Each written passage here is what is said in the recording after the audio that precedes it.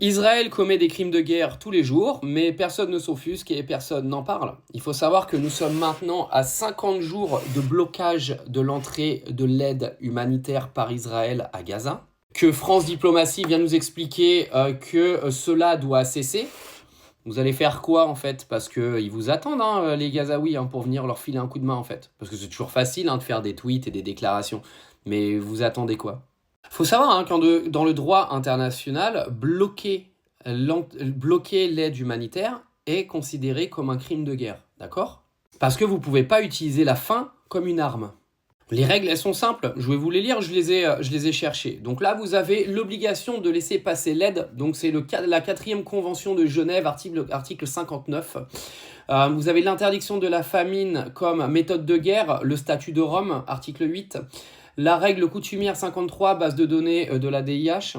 Affamer la population civile est toujours considéré comme un crime de guerre. Les rapports d'ONG et des experts, Human Rights Watch a conclu que le blocage de nourriture, d'eau et de carburant à Gaza équivaut à utiliser la famine comme arme, donc un crime de guerre.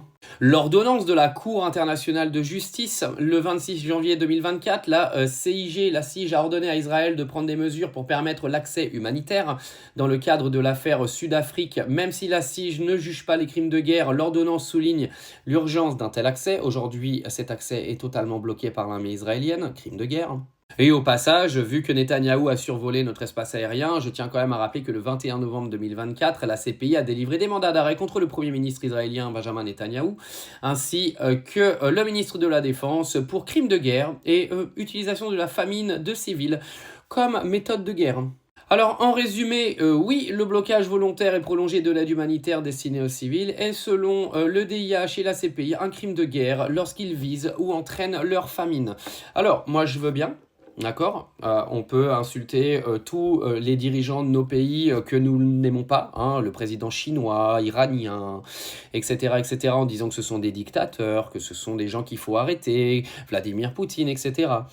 Benjamin Netanyahou est en train de battre le record de crimes de guerre, il est en train de commettre un génocide, il est en train d'affamer une population. Il a réussi quand même à se rendre aux États-Unis. Donc moi, quand j'ai grandi dans un monde occidental qui est venu m'expliquer que nous étions un petit peu les anges gardiens de la planète, faites-moi rigoler. Parce que là, c'est une arnaque internationale et une arnaque intellectuelle, clairement. Comment vous pouvez, en fait, aujourd'hui, vous, en tant que Français ou en tant qu'Occidental, vous réveiller le matin et vous dire, en fait, que c'est vous qui êtes né avec les bonnes valeurs de ce monde?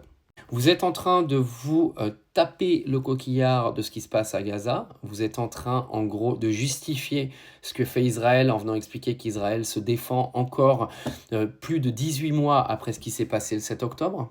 Et dites-vous que l'armée israélienne est en train de tuer des enfants de famine. Et ça vous dérange pas. Mais on a quand même France Diplomatie qui nous fait un tweet. C'est beau.